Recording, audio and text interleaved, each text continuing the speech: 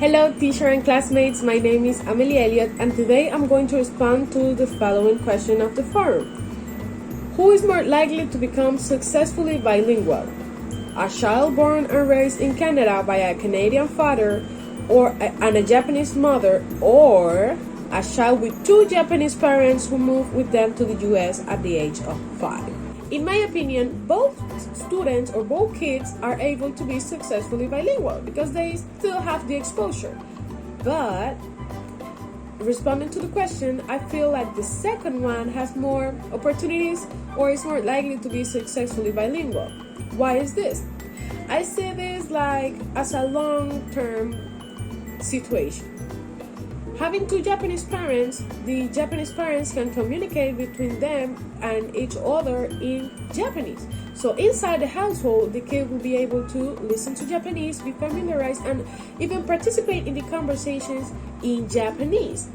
While outside in the US, he will go to school, maybe to daycare, go and play with kids at the park, and he will need to be able to speak English.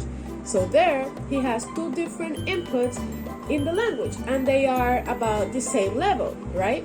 Evaluating the first situation, I feel and I see like just having one Japanese parent, the kid will not be able to communicate a lot in Japanese because the mother, in the first place, doesn't have anybody to communicate with.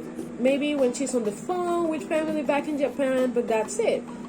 Living in Canada, having a Canadian spouse, the woman or the mother doesn't need to speak Japanese that much, right?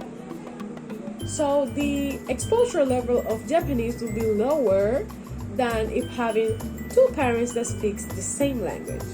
I see exposure as a very important step into be successfully bilingual, and in the first option I don't see that much of exposure for both languages as I see in the second option, because he or she has two parents who speaks the same language and they can communicate with them inside the household in Japanese, and outside the kid can communicate in English.